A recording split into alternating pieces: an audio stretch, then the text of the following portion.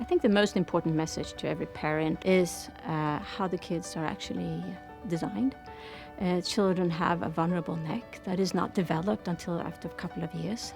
It's simply not strong. So the smallest children, they need to go rearward facing. And we need to communicate this message to everybody so they understand the importance of having their children rearward facing. Because if they end up in a high severity frontal impact, it's a question of life or death. Sweden is unique in the area of child safety. It all started here. So we have more than 50 years experience of child safety in cars.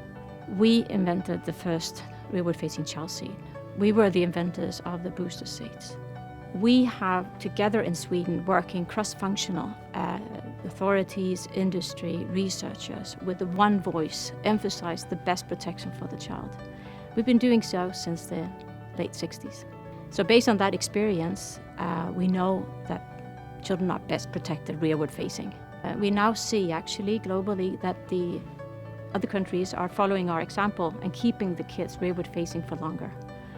So we're moving towards a more safe world for kids in cars. The smallest children, they do need a child seat. You usually start with a baby seat.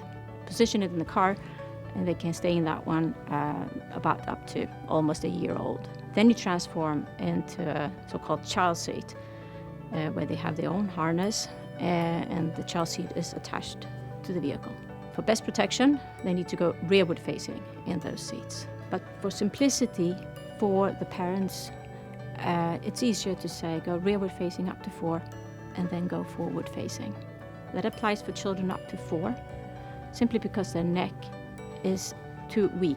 If we say 4, we have the margin that actually children look different. They could be different in height, different in distribution of body parts, different sizes of their head. When the children are 4 years of age, about, they have enough size and strength to actually be forward facing using the vehicle restraints, the adult 3-point belt, but need an adapter, a booster that raises them into position so the belt is positioned in the strong parts of the child. The children should stay in boosters up to about 140 centimeters, 10 years of age, depending on the design of the car.